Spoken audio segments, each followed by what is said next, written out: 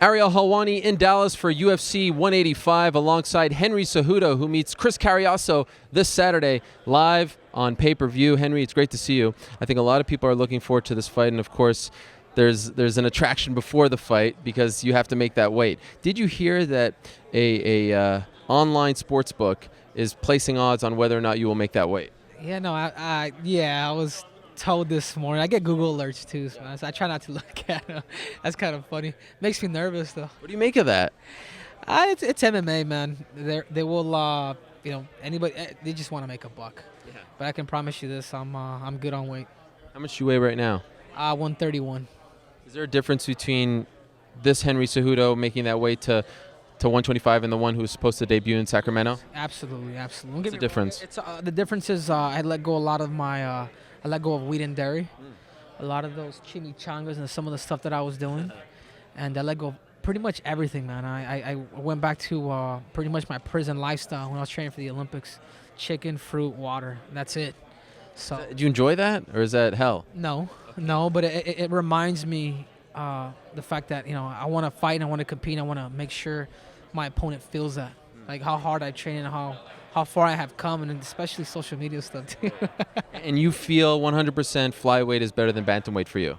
I think at this point, yes. I think eventually I would like to make the move up and enjoy myself a little bit more. And I think getting bigger is not an easy thing for me. I feel just as strong as any other 35er or 25er in this world.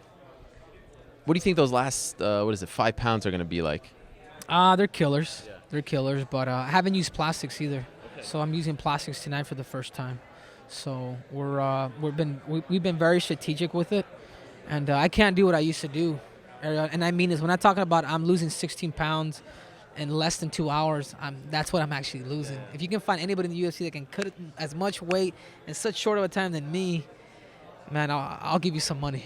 I really would, because what I was doing, I was overdoing it, and I was trying not to suffer and recover right away, but you can't do that no more. I had that wrestling mentality, and I had to kind of get rid of it a little bit, at least when it comes to nutrition, the nutrition standpoint.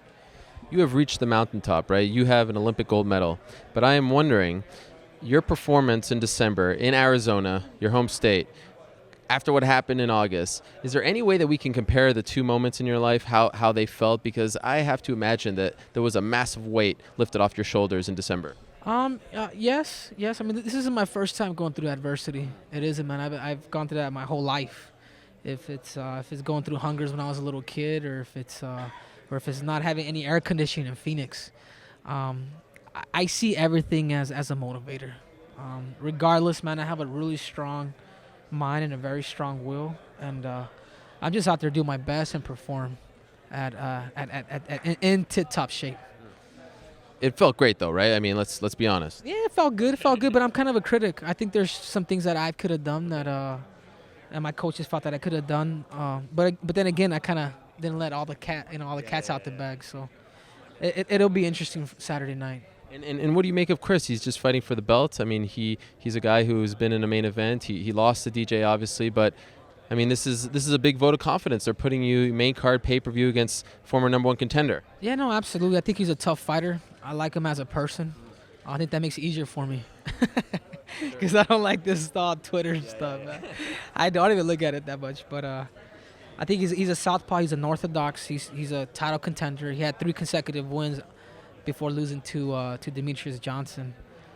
He's a tough fighter, man. He's ranked number 10 in the world, and I'm making my second UFC. I'm fighting for the second time here in the UFC, so I feel like my style matches up very well with not just him, but I think anybody in the UFC. Let's go on the record. How do you win? How do I win? My goal is to do the best, to be the best, and just I can't tell you everything. Okay. Fair enough. Great to see you. Thank you for the time. Good luck making that weight, and good luck on Saturday. Absolutely. Thank you, guys.